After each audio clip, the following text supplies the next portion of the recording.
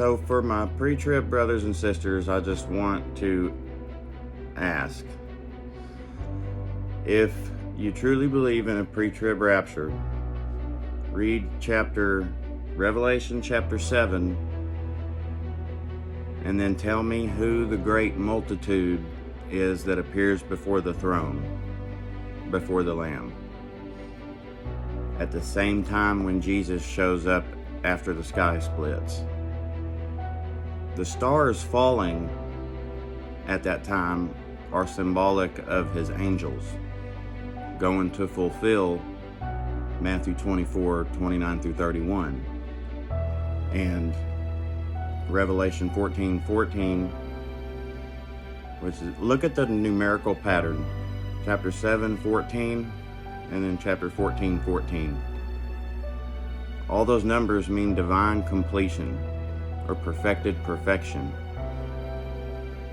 But then John is told these people are who came out of great tribulation. It's not a mystery when the rapture resurrection is when you read chapter 6 through 9, which is chronological. If you want to know when the rapture resurrection is, read that. And if you want to know when God's wrath starts, read that, because it has both of those. The wrath does not begin until Jesus shows up. Seals 1 through 6 are not God's doing. That's Satan's little season. He doesn't have much time, but whenever he's cast out of heaven, physically kicked out of heaven for good at the midpoint, and by the way, it's structured that way in the book of Revelation too. They placed the kicking out of Satan at Revelation 12, the midpoint. And you can tell by the way Revelation is structured. But the two witnesses are gonna start their ministry a little bit before the Antichrist reveals himself at the abomination. Because if you look at how it's structured, like I said, chapter 11 has the two witnesses. Chapter 12, you got Satan getting kicked out and then taking control of this vessel. That I truly think, y'all, please keep your eyes on Syria. This Jolani, this jihadi in a suit,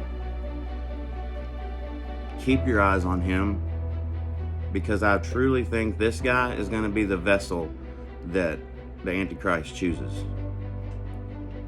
He's from the area that the Antichrist is supposed to be from, biblically. And it just the thing, he fulfilled Daniel 11:21 by coming to power, the way he came into power.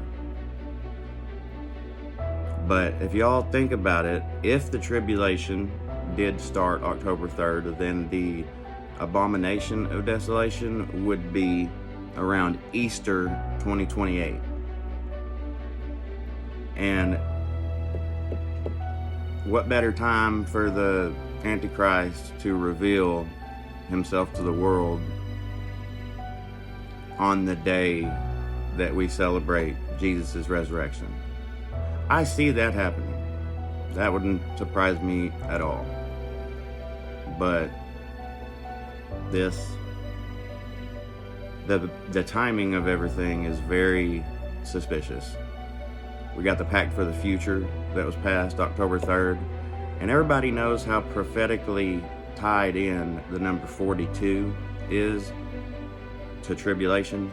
42 months in tribulation, 42 chapters in the book of Job. There's this Pact for the Future document was also 42 pages. I kid you not. And it lines out all the crises that we run into in the tribulation. It talks about how it wants to handle all those crises. But if you guys want to know about the rapture and the resurrection, and just read chapter Revelation chapter 6 through 9. And then ask yourself, when the biggest group of people appeared before the throne, this just so happens to be at the time Jesus shows up. And when Jesus shows up on the clouds, one like the Son of Man, that's when his angels go out with a loud trumpet call. So, for my pre-trib brothers and sisters, if you truly believe in a pre-trib rapture, who are these people?